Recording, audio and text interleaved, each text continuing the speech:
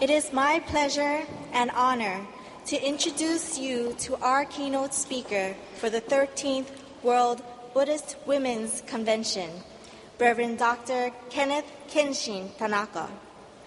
Dr.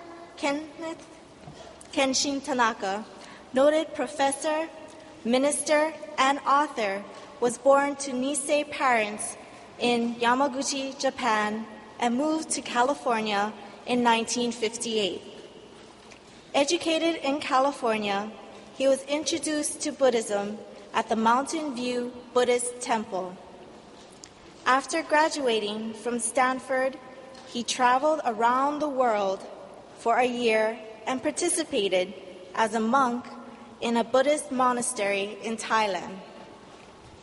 Dr. Tanaka then pursued his Buddhist studies by entering the master's program at the Institute of Buddhist Studies, enrolled at Tokyo University, and earned a master's in Indian philosophy. This was followed by his ordination as a Jodo Shinshu priest in 1978. He then earned his PhD in Buddhist Studies at the University of California at Berkeley.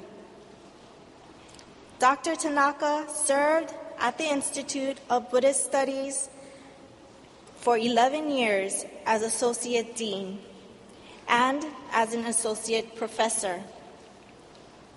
He then became the resident minister at the Southern Alameda County Buddhist Church before being appointed professor at the Musashino University, where he teaches a Buddhist class entitled The Principles of Interdependence. He has also taught at Tokyo University and at Yukoku University. Dr. Tanaka is married to Kimie Kari Tanaka, and he has 3 children, Aaron, Nathan, and Serena. Presenting Dr. Kenneth Tanaka.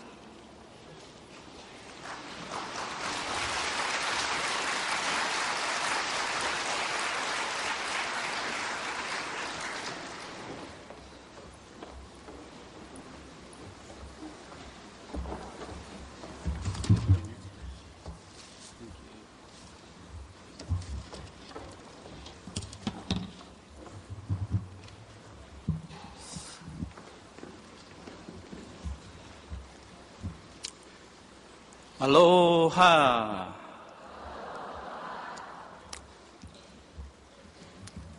Lady Otani, bishops, ministers, delegates to the 13th World Buddhist Women's Convention, it's truly a great honor and a joy to serve as your keynote speaker. And to our host, the Hawaii Federation of Buddhist Women, I'd like to extend my heartfelt special mahalo for all your hard work and your hospitality. And it's wonderful to see my friends from California, especially from Mountain View Buddhist Temple, where I grew up and was first introduced to Buddhism. Are you here? All right, good to see you. From Berkeley Buddhist Temple, where my children attended Dharma school and played basketball. Are you here?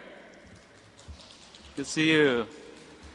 And from Southern Alameda County Buddhist Church, where I served as a minister for 3 wonderful years. You here? Good to see you.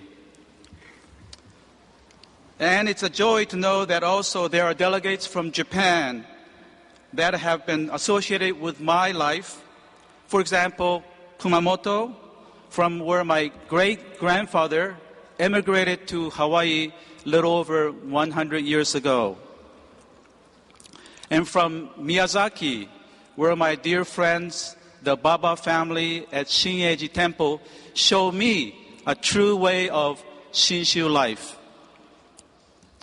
From Kitakyushu, where I spent my early childhood. Also from Yamaguchi, where I was born. and from Tokyo, where I now live.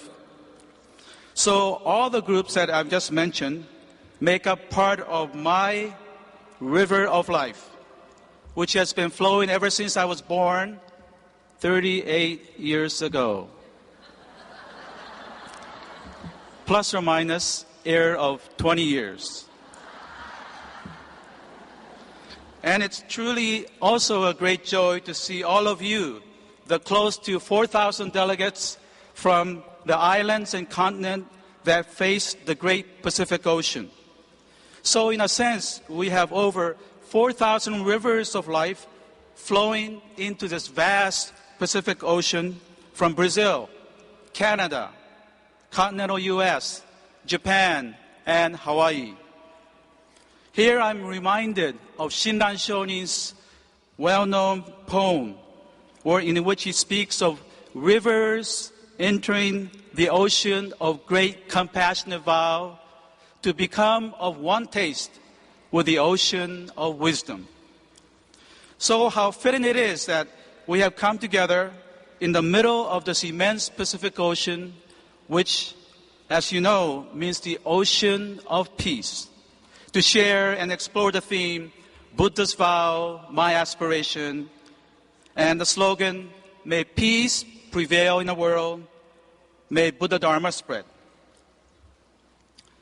I believe that our Jodo Shinshu tradition is now at a crossroads. If we are to thrive into the 21st century, the teaching must make a real difference in people's lives.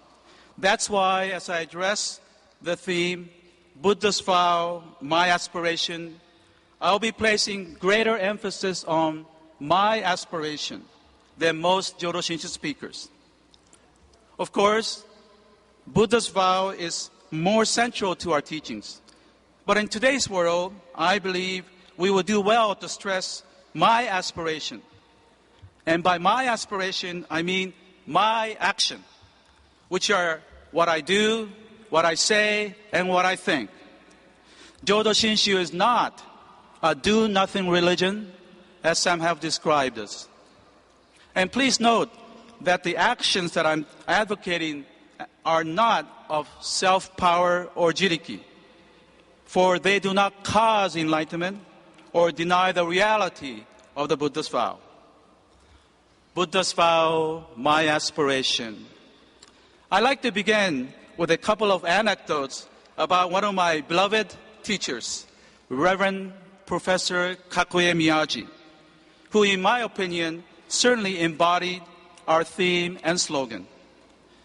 Miyaji Sensei was a member of Kangaku, the highest academic council of the Honganji, and a professor at Kyoto Women's University.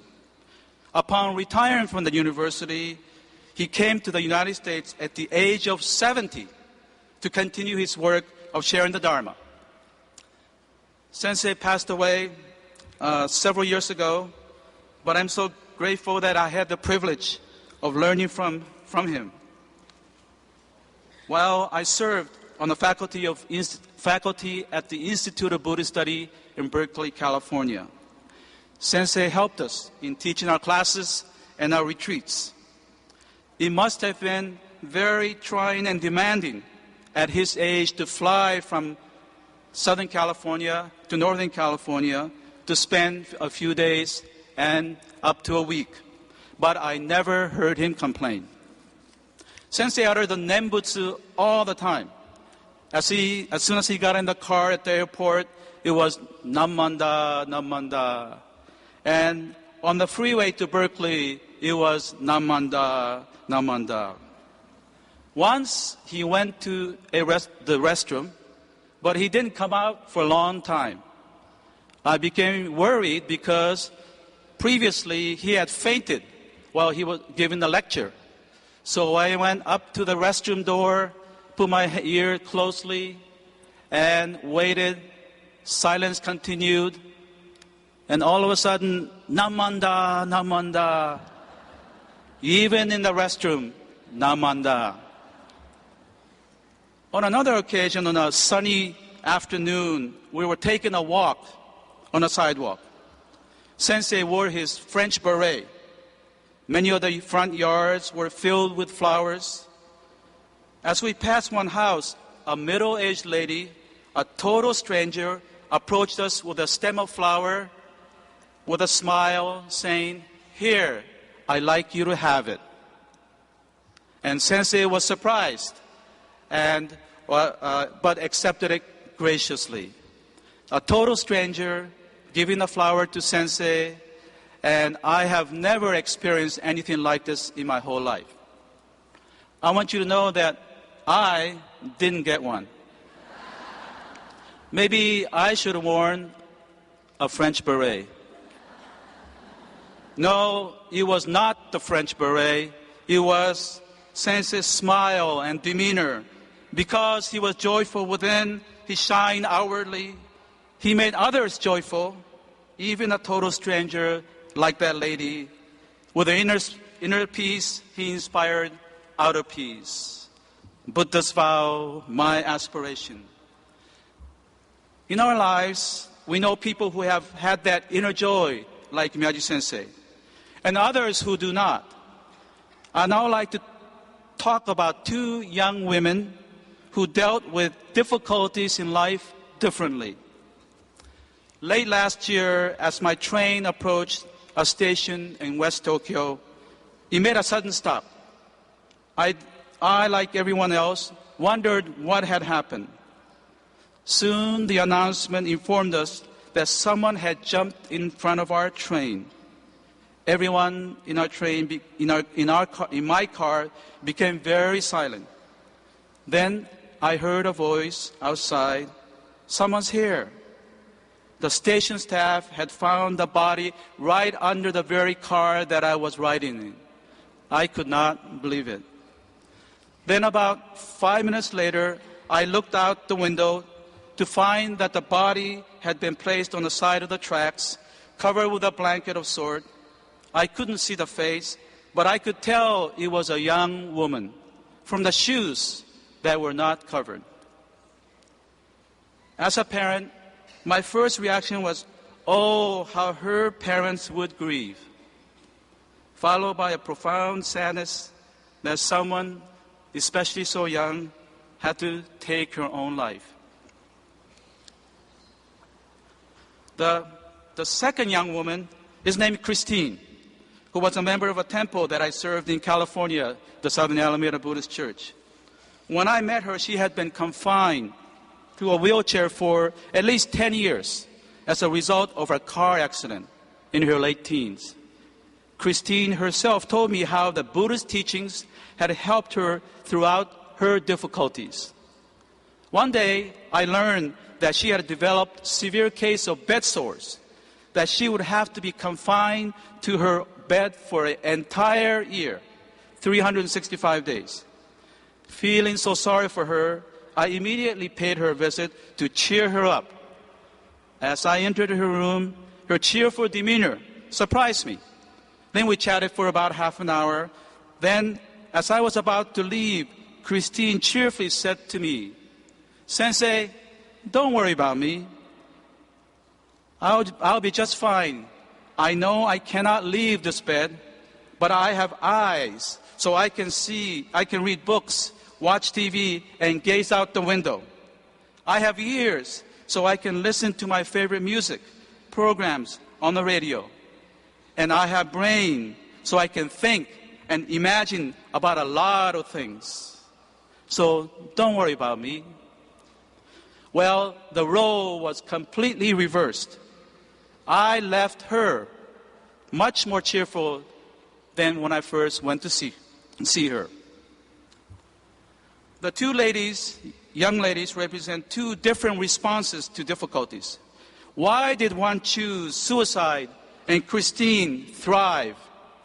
Of course, we cannot speak for the young woman in Tokyo, but one thing is certain about Christine. She had the Dharma on her side. Buddha's vow, my aspiration. So, as Christine, the Buddhist teachings can make a huge difference. I would now like to tell you a modern parable of the drowning sailor in the ocean. I have already written and talked about this quite a bit. But I like to share this with you here, for it's so effective in illuminating our theme and slogan. And it goes like this. At night, a ship leaves a port of a tropical island. After many hours on the